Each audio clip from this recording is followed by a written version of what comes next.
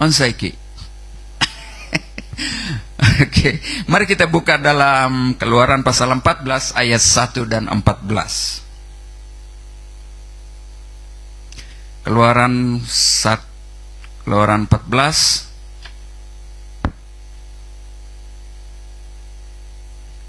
ayat 1 dan 6 sampai ayat 14.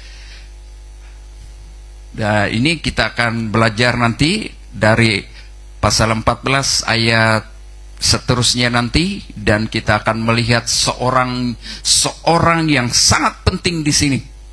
Ya, ada yang namanya Nahashon. Ini yang bawa suatu transformasi melalui imannya. Tapi kita lihat ini dulu, kita belajar. Oke, kita baca bersama. Berfirmanlah Tuhan kepada Musa, katakanlah kepada orang Israel. Mari kita katakan bersama, 1, 2, 3. Katakanlah kepada orang Israel supaya mereka balik kembali dan berkemah di depan Pi Hahiroth. Oke, sekejap. Pi Hahiroth, tolong pegang tuh.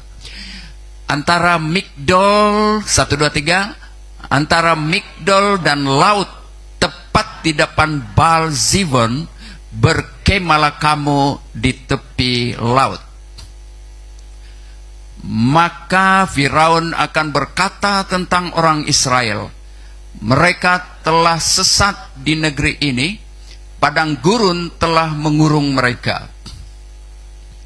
Aku akan mengeraskan hati Firaun sehingga ia mengejar mereka, dan terhadap Firaun dan seluruh pasukannya aku akan menyatakan kemuliaanku, sehingga orang Mesir mengetahui bahwa akulah Tuhan. Lalu mereka berbuat demikian. Ayat 4. Ketika, teruskan.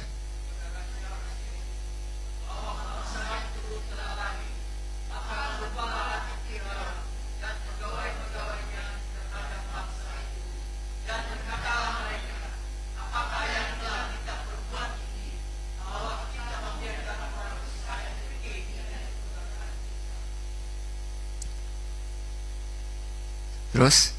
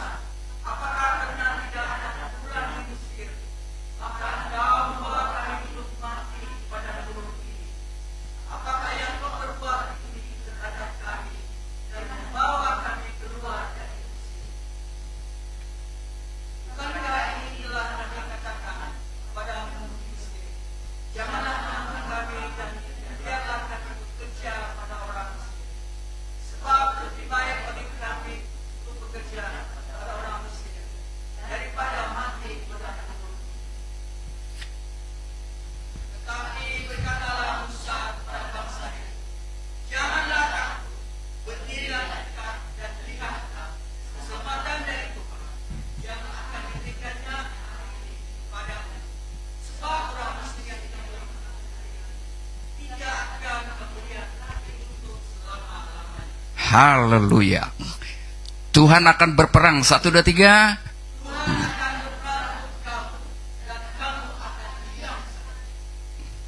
Oke. Jadi kita sudah baca dari ayat 1 sampai ayat yang ke-14. Ini adalah kalau kita lihat dari konteks jauh dia, dari pasal 12, 13, di mana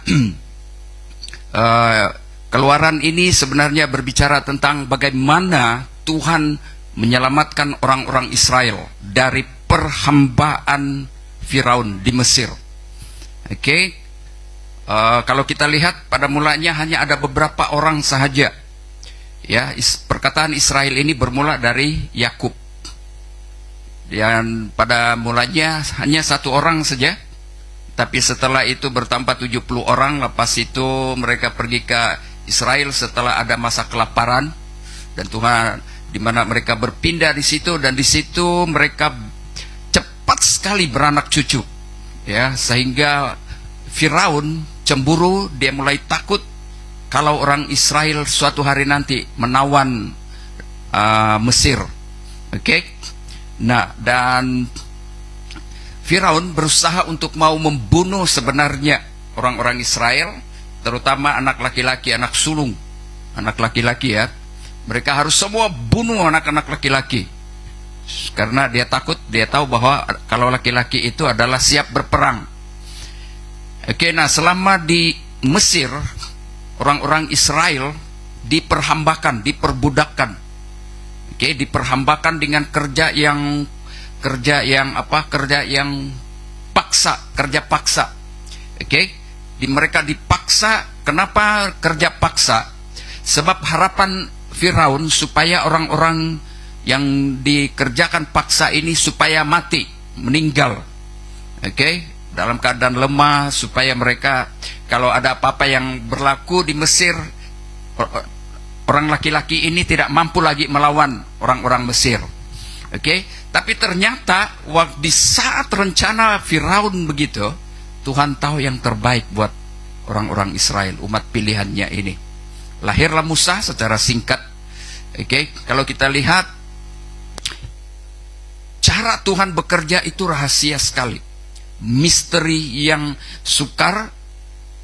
Ada masa masuk akal, tapi ada masa tidak masuk akal. Tolong perhatikan baik-baik ya. Saya mau kita paham, supaya dalam perjalanan kehidupan kekristenan kita tidak menyesal. Kita tahu apa yang kita alami ini sebenarnya mungkin ini adalah satu proses Tuhan dalam hidup kita, ya, memproses kita untuk bertumbuh menjadi dewasa, dan supaya kita mencapai maksud dari perkataan tanah Kanaan itu. Saudara, apakah misalnya kalau kita bertanya hari ini, apakah kita sudah sampai kepada tanah Kanaan yang dijanjikan Tuhan buat kita? Tanah Kanaan itu ada dua maksud, dan itu nanti. Oke. Nah, setelah itu ringkas saja, orang-orang Israel berada di Mesir selama mereka diperhambakan, diperbudakkan. Nah, bahasa Indonesia bilang kalau diperbudak itu maksudnya diperhambakan. Ya, dijadikan kuli, dipaksa bekerja. Selama berapa tahun? Ada yang ingat? 400 tahun. Bayangkan begitu lama sekali. Berapa lama sudah kita ikut Tuhan, melayani Tuhan? Baru berapa tahun? Oke. Nah, jadi mereka diperhambakan, dijadikan kuli, dipaksa. Bayangkan saudara, orang Firaun coba melakukan hal itu supaya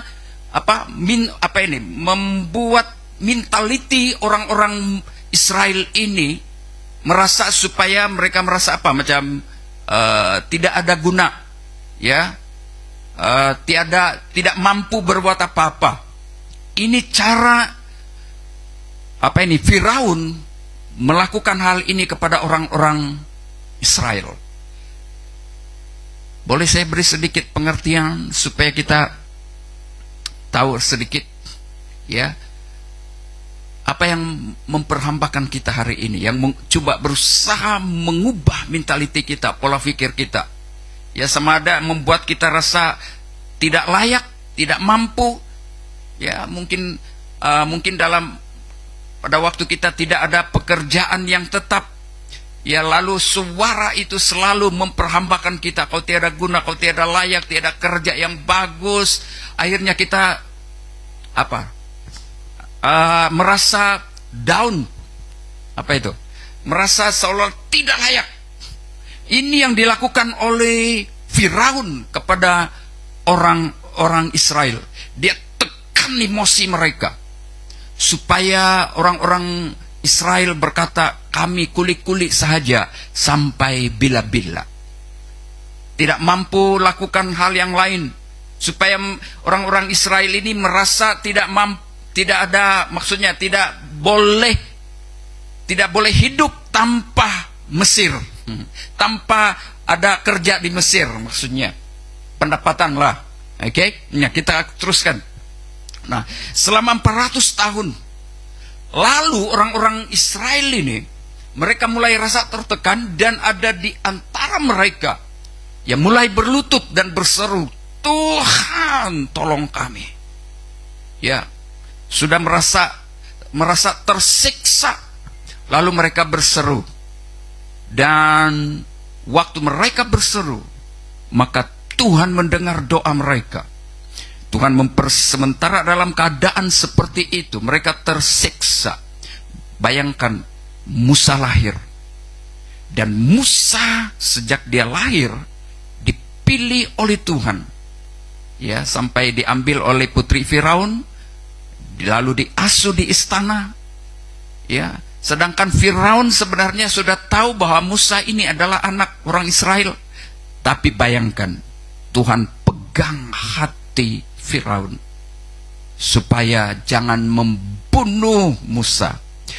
Tuhan jamah hati putri Firaun sehingga sayang betul-betul dengan Musa, ya, sehingga dia dewasa. Dan Tuhan panggil Musa, saya singkatkan saja.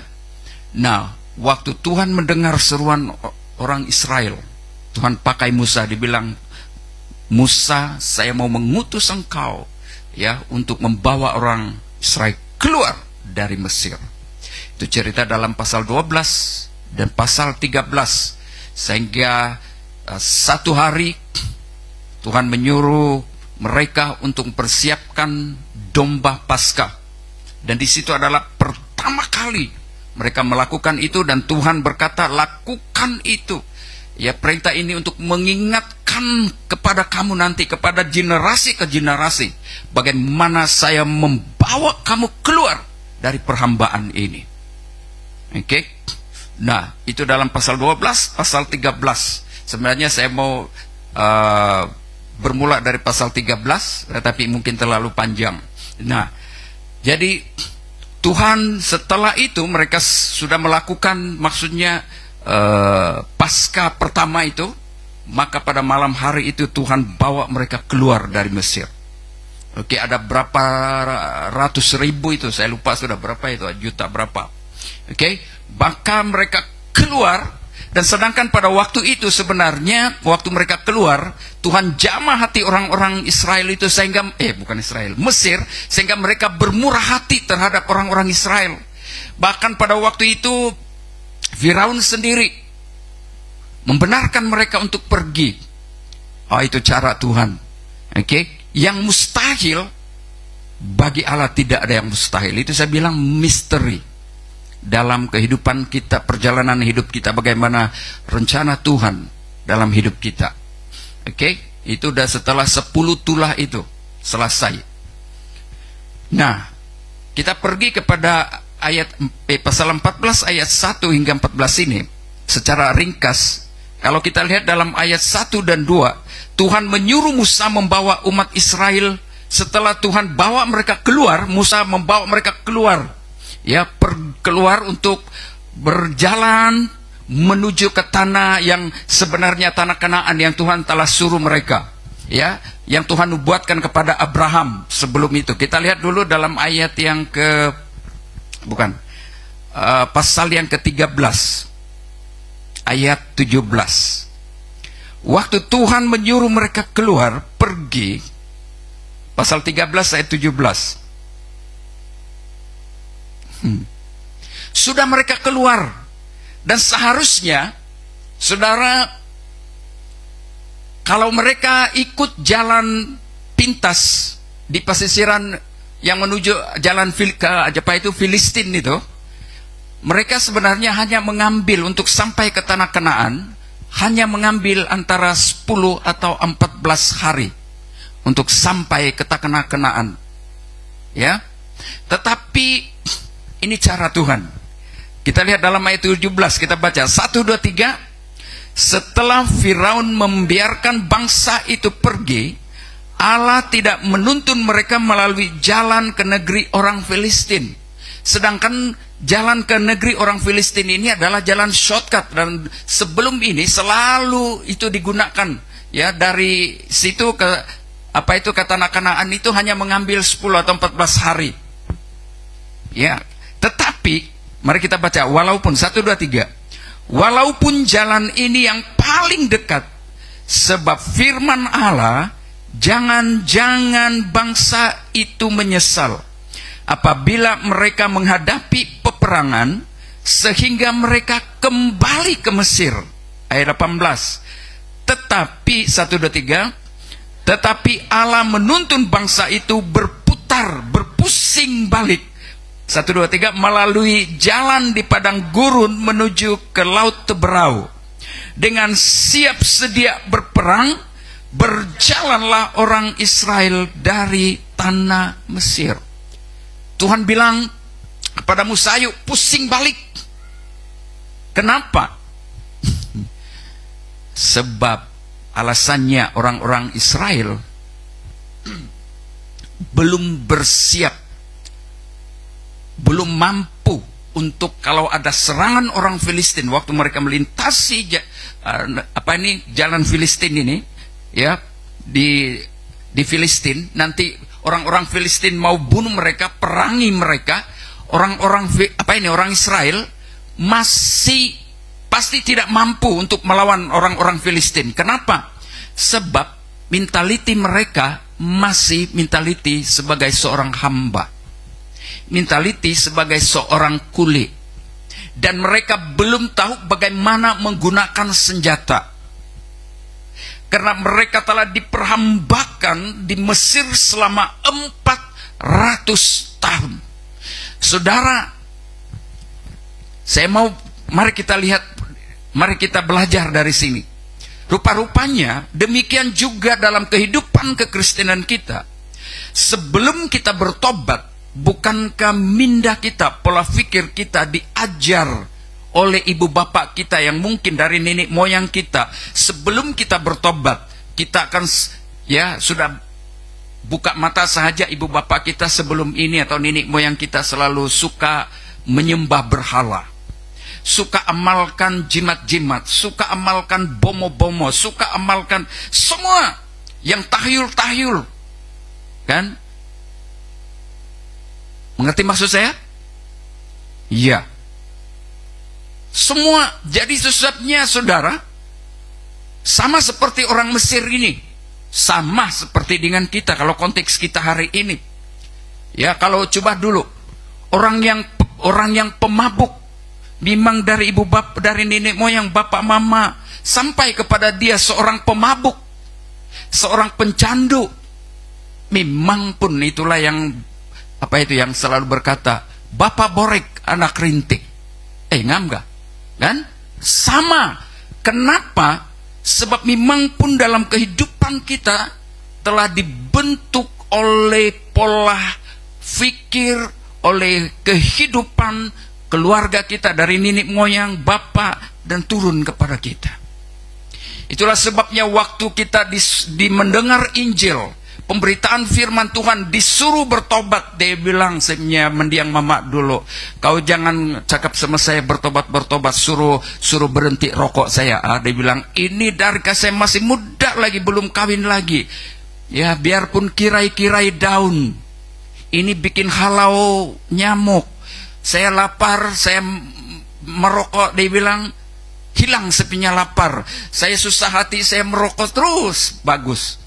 Betul gak begitu? Gitu kan?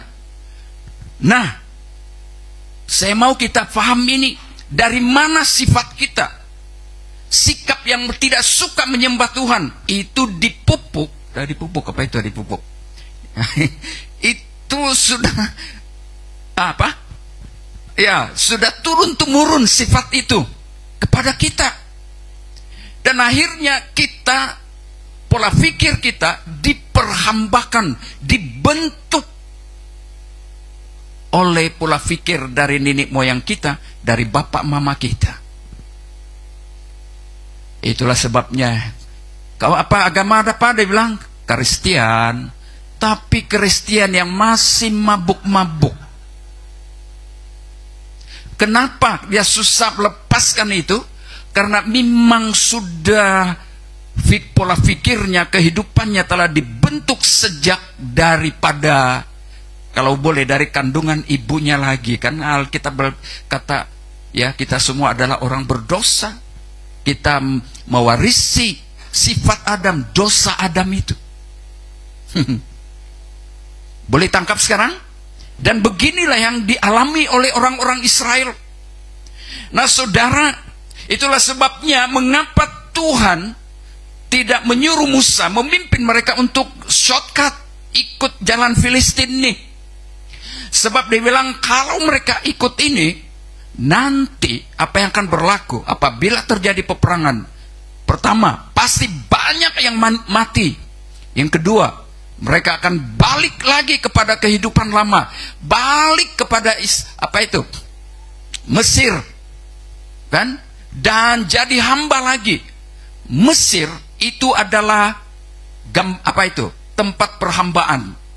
Mesir dalam arti kata secara teologinya sekarang ini itu adalah perhambaan. Boleh kita katakan bersama perhambaan. 1, 2, 3. Perhambaan apa? Perhambaan dosa.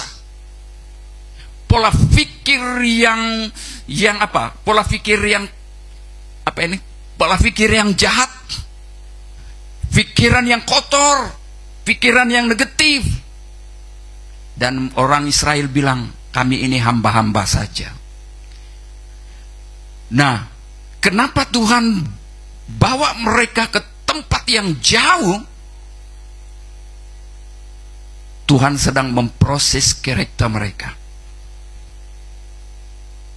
Tuhan mau mengubah pola pikir mereka yang selama ini berpikir sebagai hamba, tidak ada arti, tiada apa-apa, tidak mampu.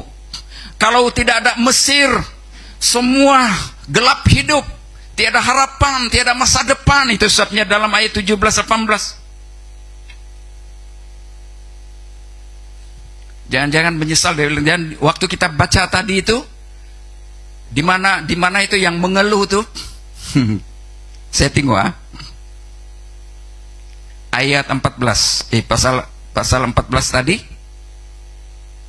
Di mana tadi itu?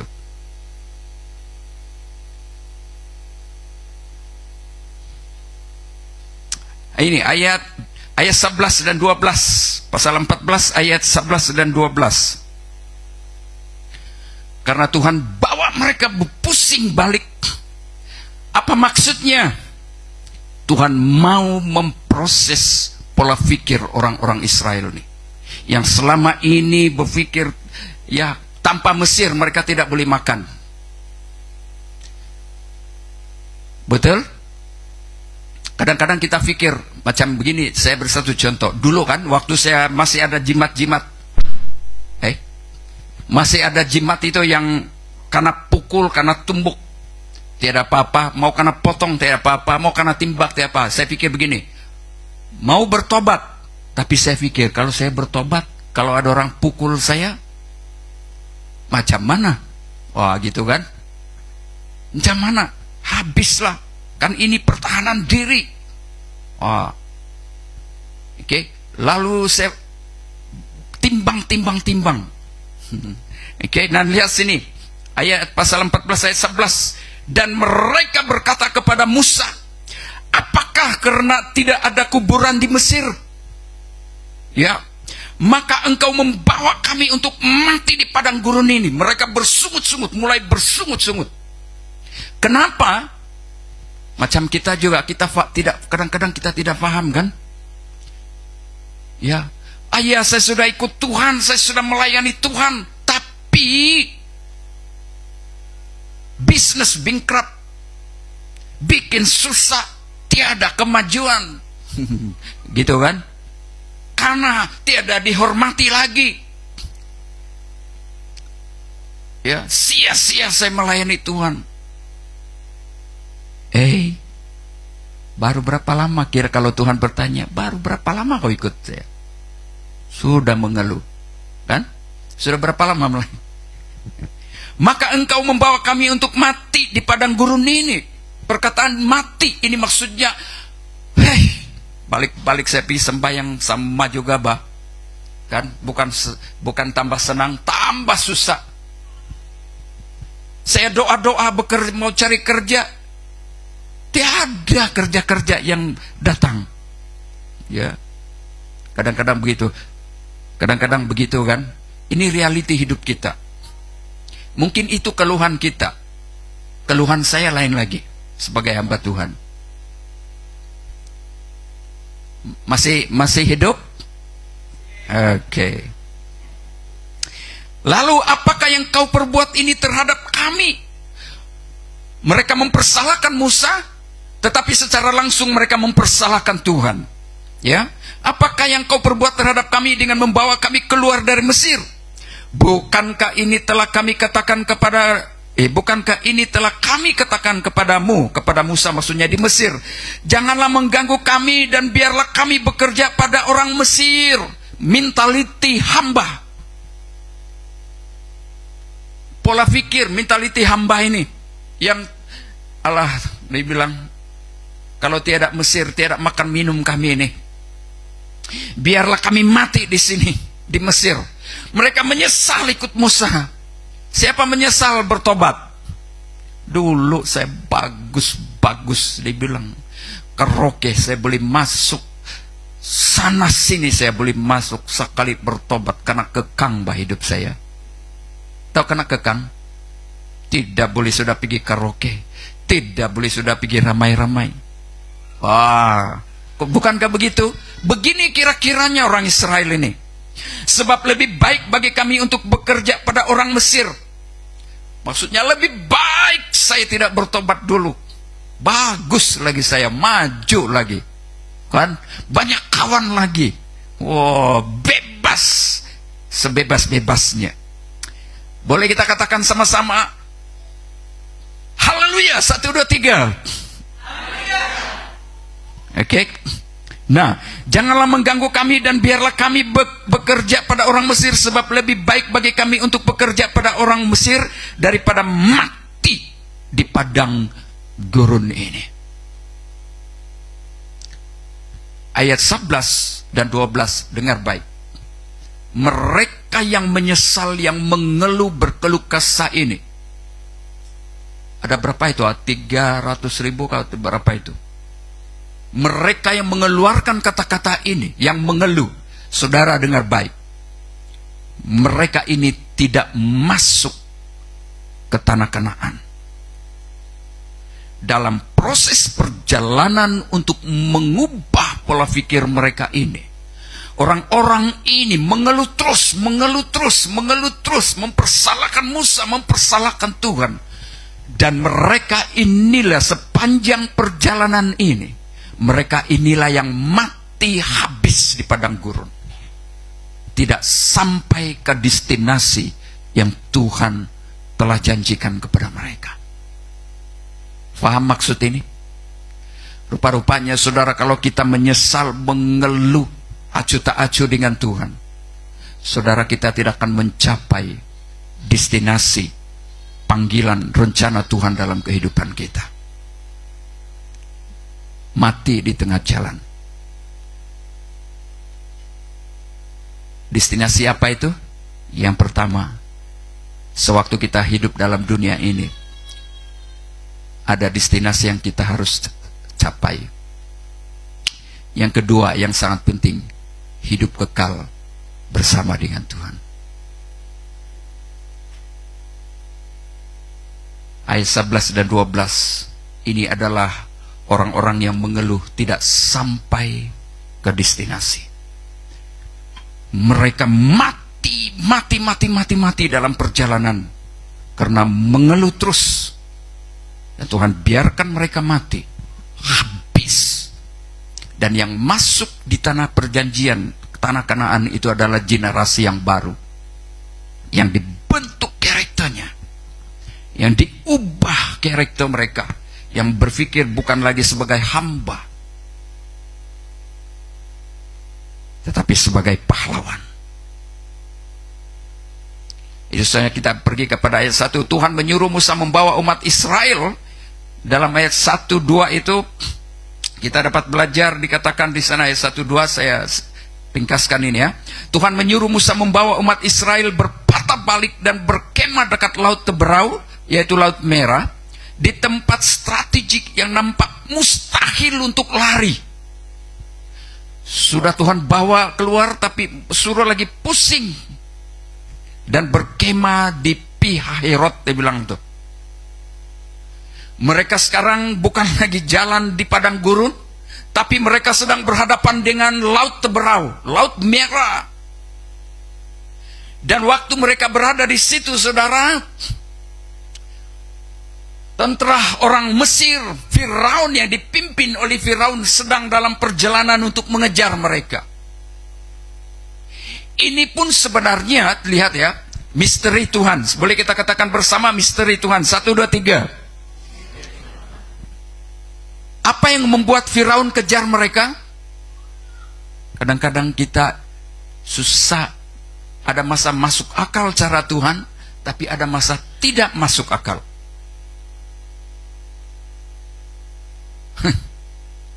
Tuhan gerakan Firaun dan tentara-tentaranya yang ada 6.000 kan 600 orang. Ya. Ya 600 orang. 600 itu yang berkuda, yang dia punya dilengkapi dengan senjata. Ya, kalau sekarang ini yang senjata yang modern, yang canggih-canggih. Mereka sedang mengejar. Nah saudara, lalu mereka yang orang-orang Israel ini mau lari di mana? Sebab mereka berhadapan dengan Laut Teberau, Laut Merah ini. Dan kalau mau lari pun harus menyeberang Laut Merah.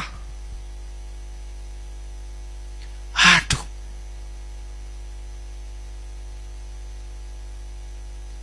Apakah kita sedang berhadapan dengan Laut Merah ini? Laut Merah merupakan satu dilema. Tahu dilema? Masalah yang besar. Perkara yang mustahil untuk hidup. Kadang-kadang dalam perjalanan hidup kita sebagai orang Kristen, kita selalu kadang-kadang diperhadapkan dengan cabaran-cabaran ini. Sampai membuat kita rasa putus asa, marah, kecewa, sakit hati. Dan bertanya, kenapa Tuhan? Orang-orang Israel ini begitu. Boleh tangkap? Ada di antara kita yang berhadapan dengan Laut Merah. Perkara yang mustahil. Orang-orang Israel sekarang dalam keadaan hidup dan mati. Itu sebabnya dia buat jalan. Oke, ayat 3 sampai ayat 4. Tuhan membiarkan Firaun mengira Israel tersesat. Firaun bilang, itulah, habislah orang Israel sesat jalan. Padahal inilah cara Tuhan. Sudah jalan begitu, tapi Tuhan suruh pusing, macam seolah-olah orang Israel sesat. Dan Firaun bilang ini adalah peluang dan kesempatan. Firaun adalah musuh. Firaun adalah gambaran setan, iblis yang merencanakan kejahatan.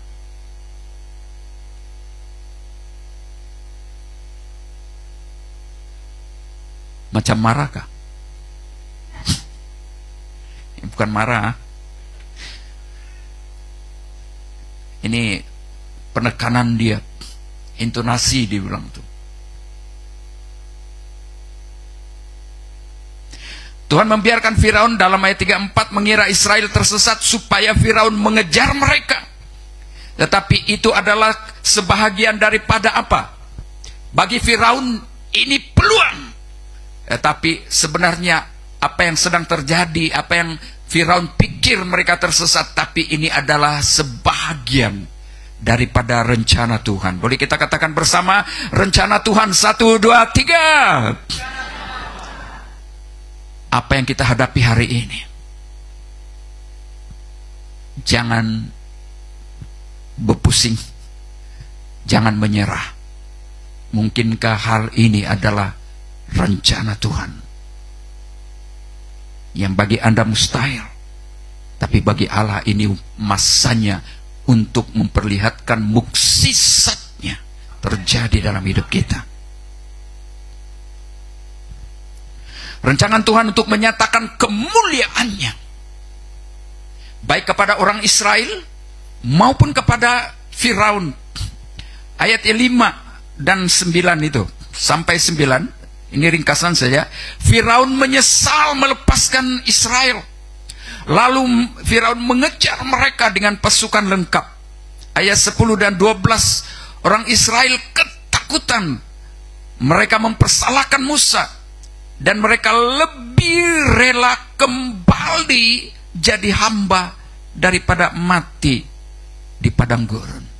Ayat 11 tadi itu. 11 dan 12. Dan memang pun mereka mati satu persatu di padang gurun. Orang yang mengeluh tidak akan sampai ke destinasi yang Tuhan sudah tetapkan. Amin. Berapa lama Anda dan saya sudah bertobat? Jangan sampai 5 tahun sudah bertobat, lalu seterusnya tinggalkan Tuhan. Sia-sia. Sayang sekali. Itu maksudnya sama seperti orang Israel dalam ayat 11 dan ayat 12 nih. Tertinggal.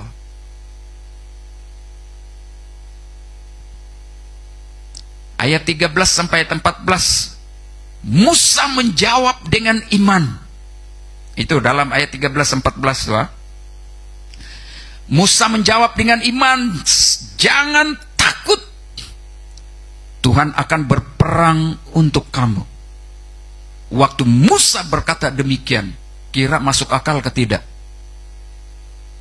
Kalau kita lah mereka itu, orang-orang Israel yang sedang berhadapan dengan laut Teberau itu, tidak ada jalan, pasti mati. Mau lari, mau mundur, tentara Mesir sedang di belakang. Oke, mau maju, tetapi apa? Laut Teberau ada di depan.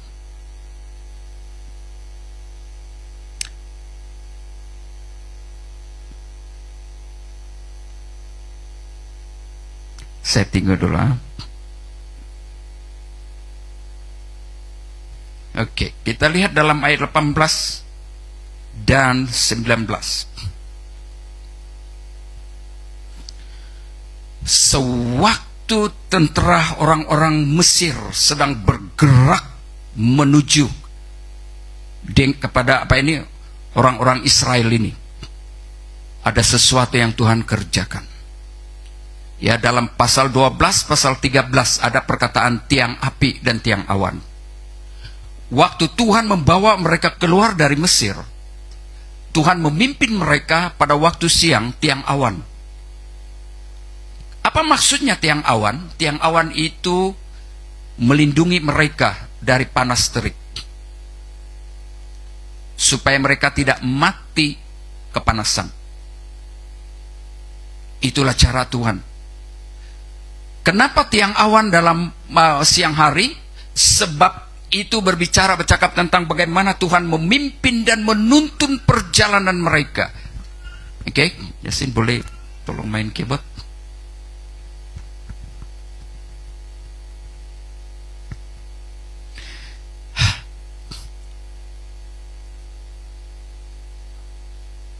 Masih hidup?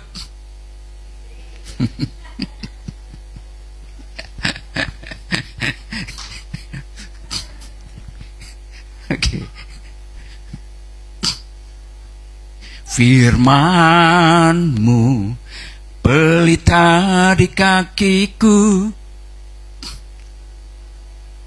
di jalanku.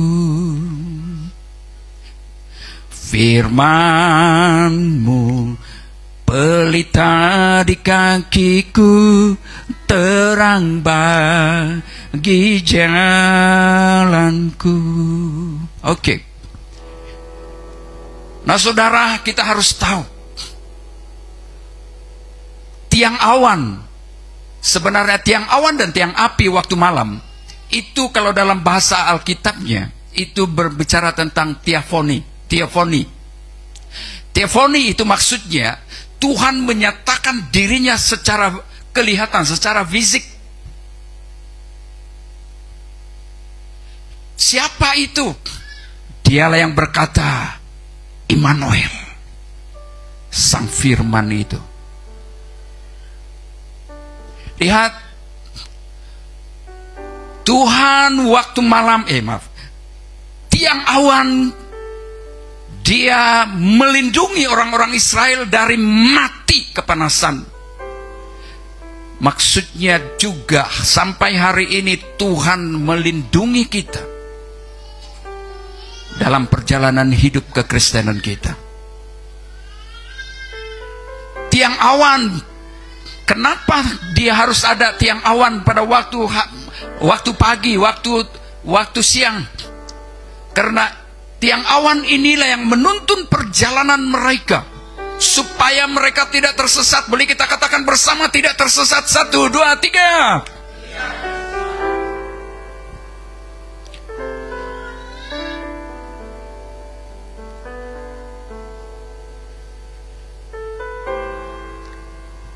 Harap saya tidak rugi, harap Tuhan tidak dan saya tidak rugi sampaikan ini firman.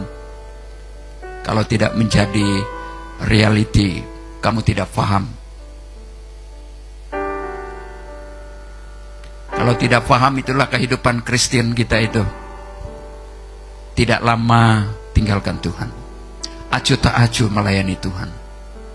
Kenapa? Karena kita tidak menyerap firman Tuhan, tidak menghargai dan mau memahami maksud firman Tuhan.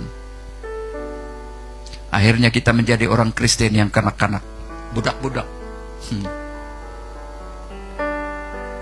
Tapi kalau kita paham firman Tuhan, kita akan mencintai firman Tuhan.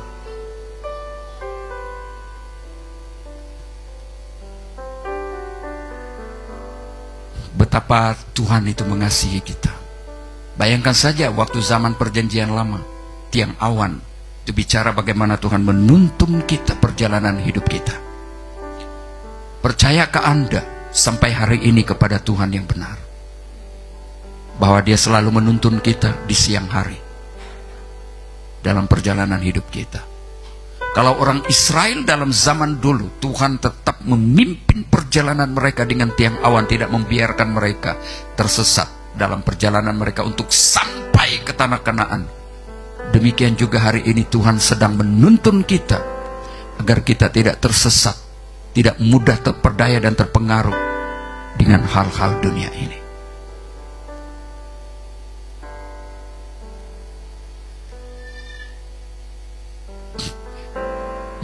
Yang seterusnya, Tuhan waktu malam Tuhan pimpin mereka dengan tiang api supaya mereka tidak mati kesejukan, ya. Dan Tuhan melindungi mereka dalam sepanjang jalan tuh. Apa itu yang terang tuh? Terang Itu sebabnya Yesus berkata, Akulah terang dunia. Barang siapa mengikut Aku, ia tidak berjalan dalam kegelapan. Siapakah tiang api dan tiang awan itu? Itu adalah gambaran teofani, di mana suatu hari nanti akan hadir seorang yang disebut Immanuel, Yesus Kristus itu. Itulah penggenapan daripada tiang awan dan tiang api itu. Immanuel, Allah beserta kita. Saya harap kita paham.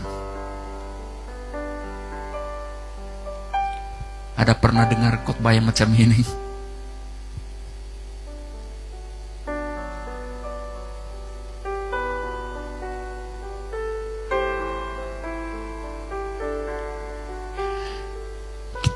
Saya pergi kepada maksud atau tafsiran daripada ayat 1 dan 2. Tuhan menyuruh mereka berpatah balik dan berkemah menghadap laut.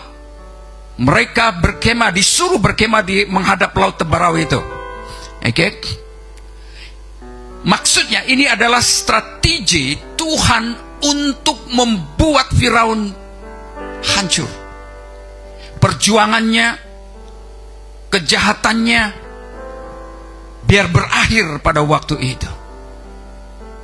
Sungguh pun Tuhan sudah menyatakan kepada Firaun sampai 10 tula.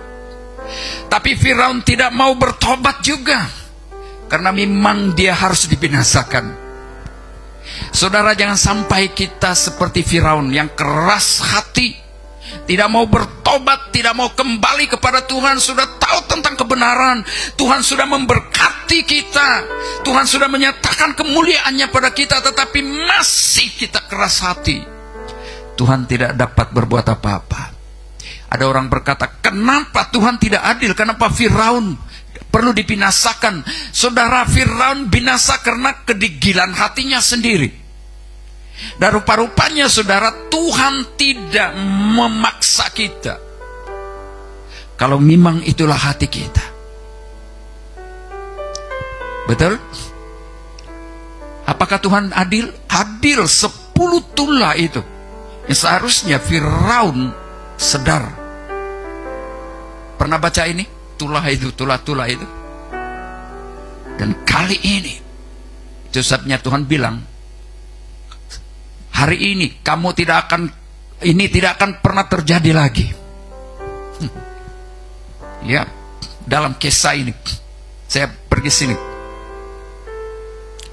Firaun akan mengira Israel tersesat dan akan mengejar, tetapi Tuhan berkata, aku akan menyatakan kemuliaanku. Maksudnya Tuhan menggunakan musuh untuk menyatakan kuasa dan namanya kepada setiap orang percaya. Coba kita lihat dalam Roma 9:17.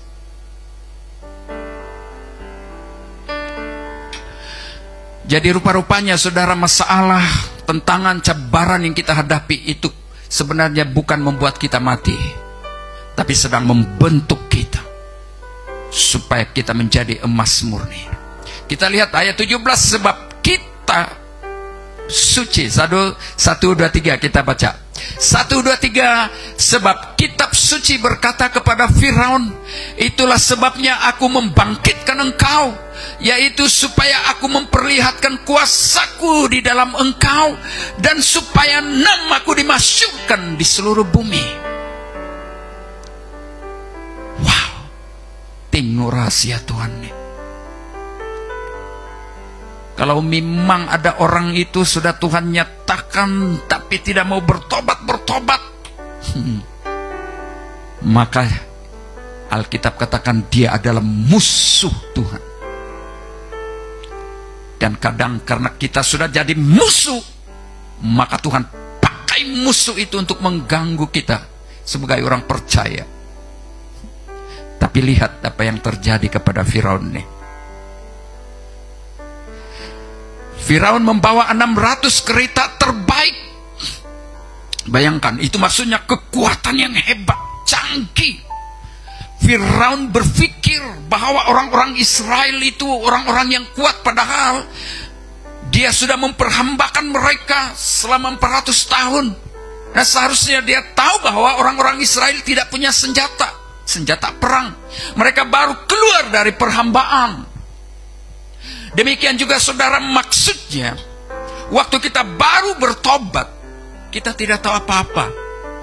Tapi Tuhan, waktu kita baru bertobat, saya ingat waktu saya baru bertobat, wow, betapa jatuh cinta itu hati.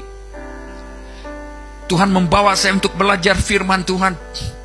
Tuhan membawa saya untuk bergaul dengan orang-orang tua yang suka cerita tentang firman. Karena pada zaman kami dulu, muda-mudi tidak suka datang di gereja. Waktu itu dalam keadaan seperti itu saya tidak pernah terfikir. Sampai ada orang ijik saya. Dia bilang, kau macam orang tua, gaya macam orang tua. Memang pun, sebab waktu itu saya bergaul dengan orang tua, pola pikir orang tua itu saya tangkap, cara mereka bercakap pun macam saya, mulai mempengaruhi karakter saya, pola pikir saya.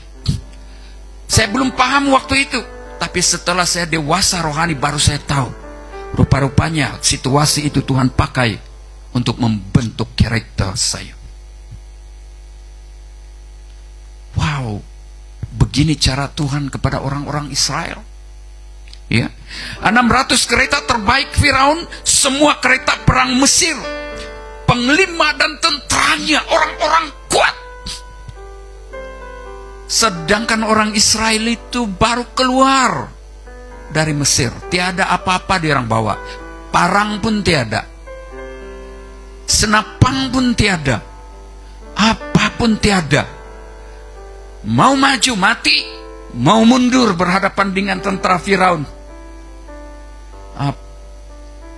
tinggal menunggu mati. Bagi mereka habislah, sudah tidak ada jalan. Betul, ada masa-masa kita begitu, sudah tiada jalan. Tapi Musa berdiri dan berkata, jangan takut. Ya, lihat ya, kita pergi kepada Firaun. Taktik ini menggambarkan kuasa iblis sebenarnya, ya, yang coba sebenarnya iblis mulai berhadapan dengan kuasa ilahi, kuasa Tuhan yang bekerja dalam kehidupan orang percaya. Ayat 10, 11, 12 berkata, ketakutan dan keluhan umat Israel. Ketika melihat Firaun datang, mereka ketakutan dan bersungut-sungut.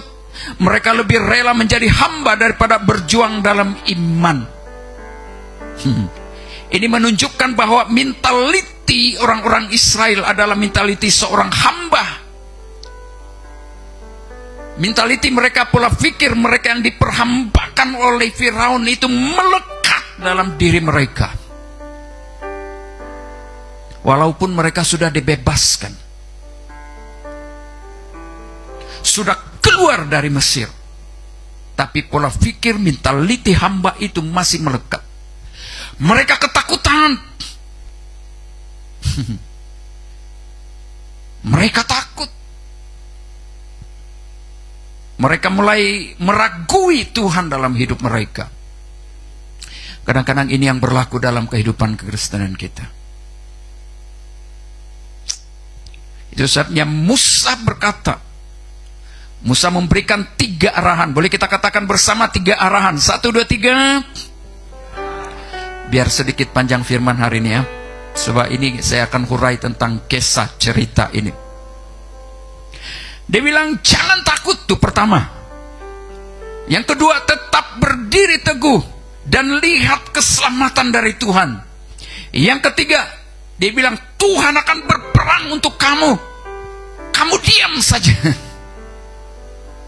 Kira-kira kalau Anda dan saya orang Israel pada waktu itu, lalu Musa berdiri atau saya berdiri, lalu saya katakan begitu, bukankah kamu bilang kau gila kah? Mana? Sekarang orang Mesir sedang di belakang kita, laut di sini, kita tinggal mati saja. Kau ini, itu sebabnya tadi dia buka jalan. Ya. Rupa-rupanya ini karya dan misteri Tuhan. Mungkinkah misteri Tuhan sedang bekerja dalam hidup kita hari ini? Yang kita sedang kecewa hari ini mungkin. Selama ini kita menunggu-nunggu jawaban, tapi belum sampai-sampai. Mungkinkah misteri Tuhan sedang bergerak dalam perjalanan hidup kita hari ini? Tetapi masalahnya, persoalannya, apakah kita setia menunggu cara Tuhan bekerja? Dia buka jalan saat tiada jalan. Dia bekerja di jalannya, tak terlihat oleh kita. Nanti kita disambung. Nah, apa maksud perkataan, 3 perkataan Musa ini? Diam saja. Itu bukan berarti dalam sikap pasif. Tahu sikap pasif? Jadi-jadilah, biarlah, itulah kami. Kami memang lahir dari orang miskin sudah. Memang sudah. Kais pagi, kais petang. Itu mentality pasif. Mentality miskin. Mentality hamba. Mari kita ubah mentality miskin, mentality hamba itu. Karena saudara dan saya sudah dibebaskan oleh Yesus Kristus. Amin. Tapi percaya dan tidak penik, karena Tuhan bertindak bagi kita. Itu perkataan diam. Jadi jemaat Tuhan, tidak ada jalan. Adakah, beginikah saya jadi orang Kristen? Kira-kira begitu kan? Tuhan bilang kau berkemah di Pi-Hahirot, berhadapan dengan laut tuh.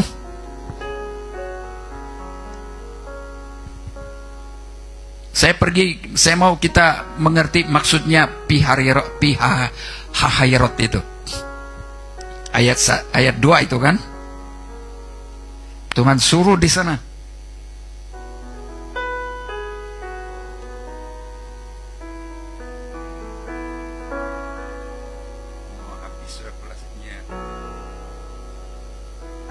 Habis bateri. Katakanlah kepada orang Israel supaya mereka balik kembali dan berkemah di depan Pi-Hahirot.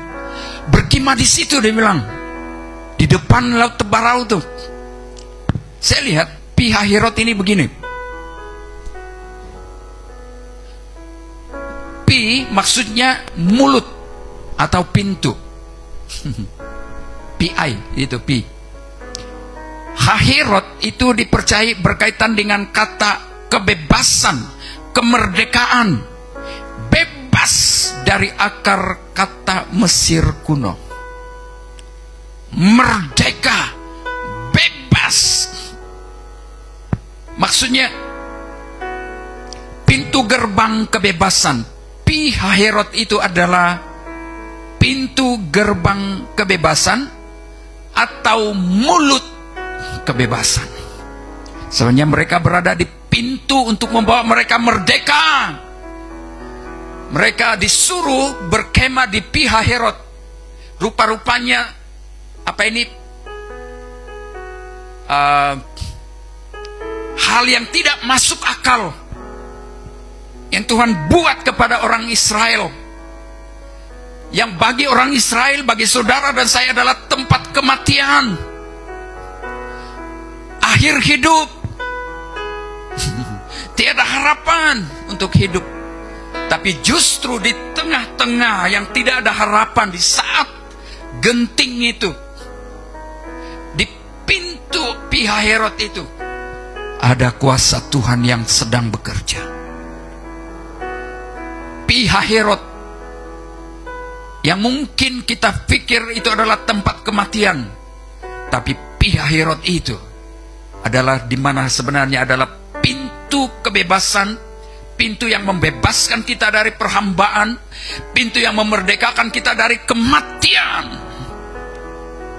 Dan disitulah Tuhan melakukan mukjizat, di mana dari ayat 1 sampai 14 tadi kita melihat bagaimana Tuhan membebaskan orang-orang Israel. Bagaimana Tuhan membuka laut Tebarau itu. Saya kira buat sedia itu video bagaimana laut Tuhan membuka itu di video sajalah. Jadi kira-kira begitu kan, bagaimana ya laut Tebarau itu terbuka Dan orang Israel berjalan di situ di tanah kering. Mukjizat Tuhan terjadi. Hal yang mereka pikir adalah akhir hidup. Tidak ada pengharapan. Tuhan buka jalan. Dan mereka menyeberang Laut Teberau itu. Di situ orang-orang Israel melihat betapa besarnya kuasa Tuhan. Dan waktu mereka menyeberang, tidak ada satu pun yang mati. Jemaat Tuhan, saya terlimpas tadi ya. Bayangkan saja, sewaktu orang-orang Mesir, Firaun, ada itu dalam ayat, saya dalam pasal 14 dan pasal 15 guys, ya. Waktu orang, ya masih pasal 13 saya mungkin tuh kan. Waktu orang-orang Mesir sedang bergerak untuk menuju mau dekat sudah di apa ini dengan orang-orang Israel nih. Turun awan. Tiang awan ke tiang api itu. Sehingga orang-orang Mesir ini mereka kebingungan. Itu membuat mereka menjadi apa? Macam timbok. Sehingga orang-orang Mesir tidak dapat mendekati orang-orang Israel. Sehinggalah Tuhan buka ya Laut Merah itu, Laut Teberau itu. Sampai orang-orang Israel menyeberang. Setelah mereka sampai, lalu baru Tuhan buka itu, lalu orang-orang Mesir ini mereka kejar, ikut itu apa itu? Ya Laut Teberau yang sudah terbuka itu. Tuhan bilang, sekarang Musa hulurkan tongkatmu. Semua 600 orang itu mati habis lenyap. Dan itu hilang selama-lamanya. Orang Israel berhasil menyeberang Laut Teberau. Tidak ada seorang pun yang mati. Ada beberapa hal yang kita perlu lihat di sini, perhatikan pelajaran rohaninya.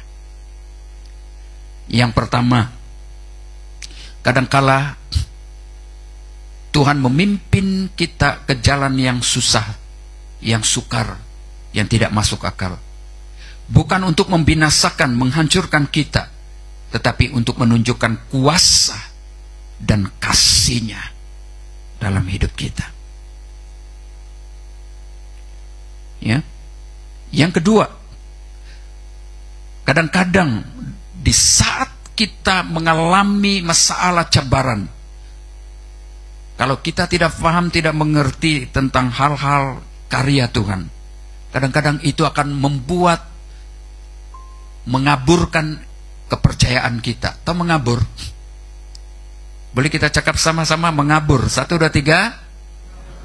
Indonesia bilang kabur. Kabur itu lari. Mengabur maksudnya, waktu Yesus berjalan di atas air, murid-muridnya sedang mengayuh. Karena mereka berhadapan dengan apa itu? Angin badai. Lalu Yesus berjalan di atas air, mereka anggap Yesus hantu.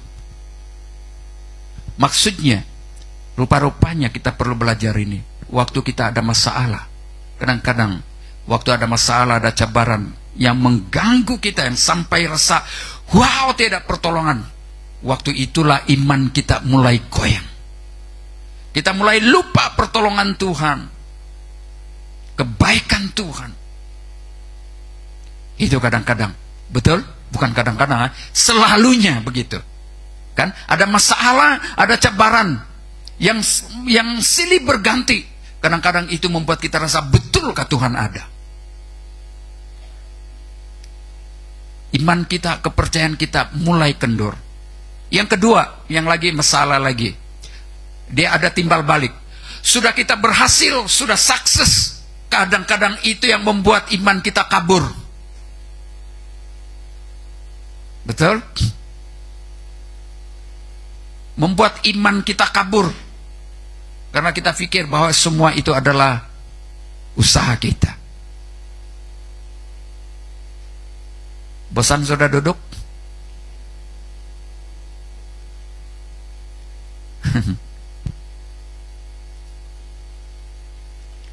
Ini yang perlu kita belajar dan perhatikan. Berapa lama sudah kita jadi orang Kristen?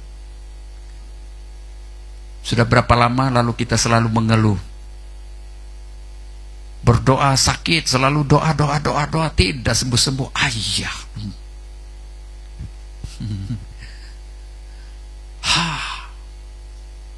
Jadi itulah kita perlu memahami misteri Tuhan. Bagaimana Tuhan bekerja. Kalau tidak, kita akan rasa menyesal ikut Tuhan.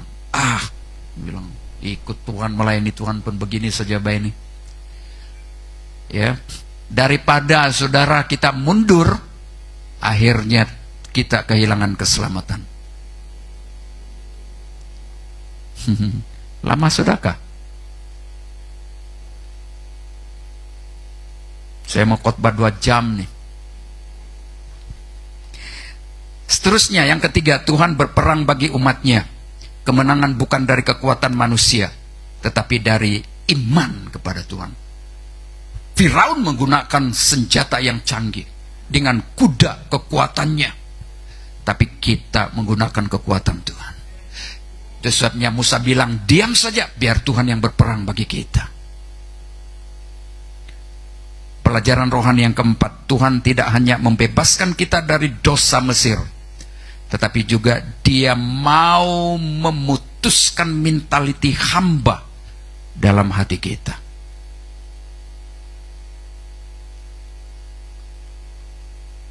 Ayo biarkan Tuhan memutuskan, menghancurkan, membebaskan kita dari mentaliti hamba.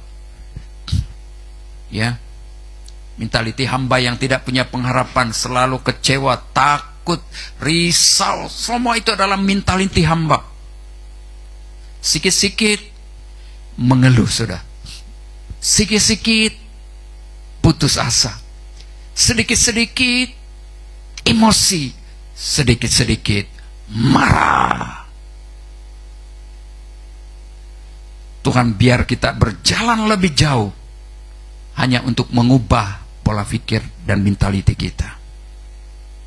Mari kita semua bangkit berdiri. Kita sudah belajar Keluaran 14 ayat 1 sampai ayat 1 sampai 14 adalah pelajaran penting tentang iman dalam krisis masalah.